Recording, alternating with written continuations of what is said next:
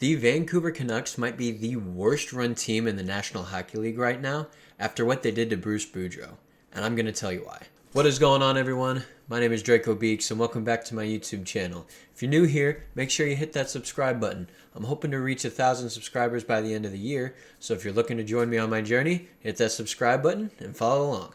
Now, let's get into the video.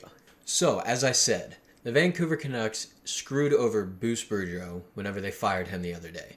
Now, there's a little bit of context to the story first, so let's jump into that real quick. So the Canucks brought him in at the start of the 21-22 season to be the new head coach. Now, at the time, this seemed like a pretty smart move considering Boudreau's history as an NHL coach. He first started as a coach back in the 2007-2008 season with the Washington Capitals, right after he had led their minor league team to a championship. Now, in the seasons between becoming a head coach for Washington and now with the Canucks, he had coached the Capitals, the Anaheim Ducks, and the Minnesota Wild. Now, in those 12 seasons as a head coach before the Canucks, he had only missed the playoffs twice, and that was the first year that he was hired on by both the Ducks and the Wild.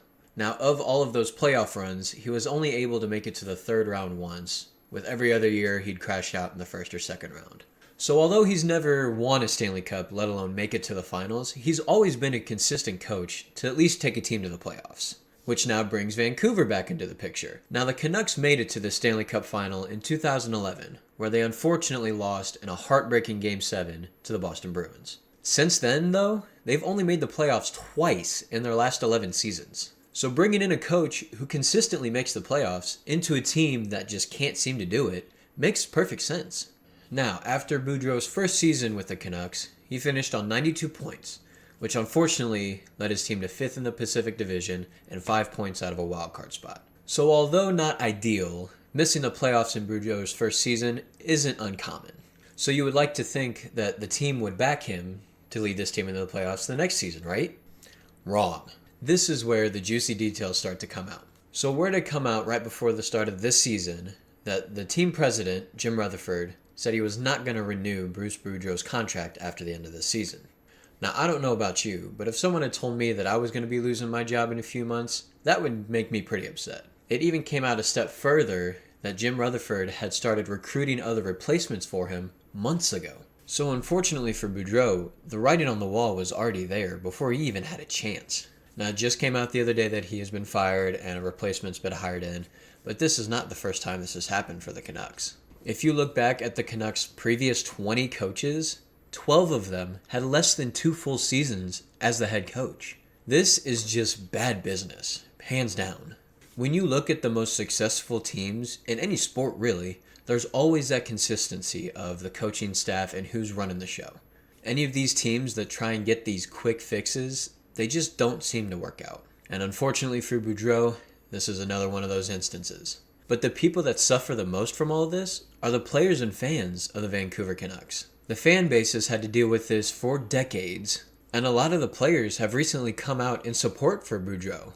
Now, don't get me wrong, the Canucks this season don't look like a playoff team, but when you have the players and the fan support behind a coach, you should probably stick with him for at least a little while longer. And that's been the problem with those that run this team. Now, I'm not exactly clued in on who exactly it is that is running the team, but they surely have no experience in being a sports fan.